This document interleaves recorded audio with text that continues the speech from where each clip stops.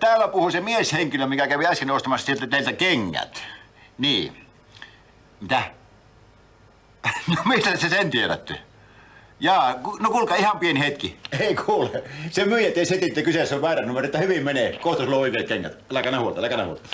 Niin, kyseessä oli tosiaankin siis väärä numero. Niin, Joo. aivan väärä. Joo, no hyvä, että myönnät Heidi nimittäin sen takia, että tämä virhe, hän oli siis yksinomaan siis teidän.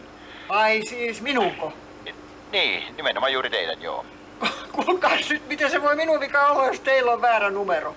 No ei kai nyt minunkaan vika voi olla, kun minä annoin teille oikean numeron. Katsokaa, tämä numero oli oikein siis muistilapulla. No, kieltämättä tämä lappu unohtui kesämökille sen lähtökirjassa, mutta joka tapauksessa mä siis muistin tämän numeron aivan oikein ja vaimonkin voisi vaikka todistaa. Hetkäs voikin vaikka todistaa, että numero oli oikein, hei. Voin.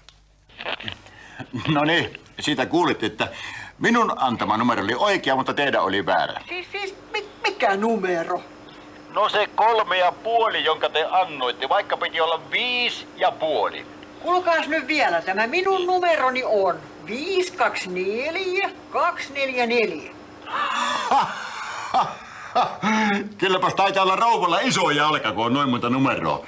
Vai tuliko mahdollisesti lueteltua ehkä koko perheen kengänumerot? Mutta kuulkaas yksi juttu. Kun minua ei siis tippaakaan kiinnosta, mikä on teidän numeronne, vaan se numero, minkä te minulle annoitte. Minä sanon nyt vielä kerran, että koittakaa se hyvä mies tajuta, että te olette soittanut väärään paikkaan.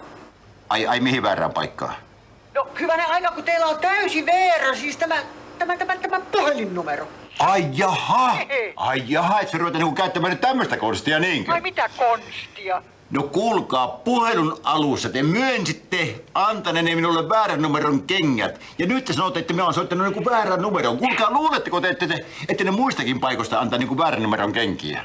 Jo, painakaa nyt päähänne yksi juttu. Te ette ole saanut täältä vääriä kenkiä sen paremmin kuin oikeetakaan. Ai jaha.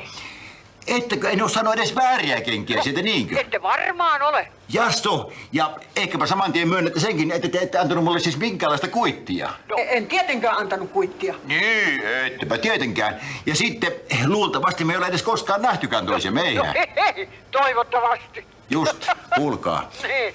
Kuulkaa, tämä kierros alkaa mun nyt aivan täysin selvitä. Katsokaa nyt.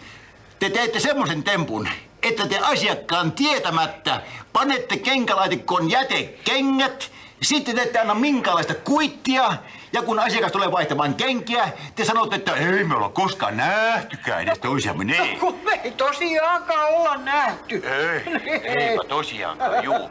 Ja kenkiähän te ette myöskään tietenkään vaihda. No en tietenkään, mikäli te ette vaihda niitä porsaan potkaan tai sian sylttyyn. Ai jaha, että se ruvetaan siis niinku vitsailemaan siellä. Kuulkaapas yksi juttu. No. Minä tulen suoraan saman tien soittamaan kuluttajaneuvostoon, niin Jaha. katsotaanpas kuka sen jälkeen viimeksi vitsailee. No. Hyvästi.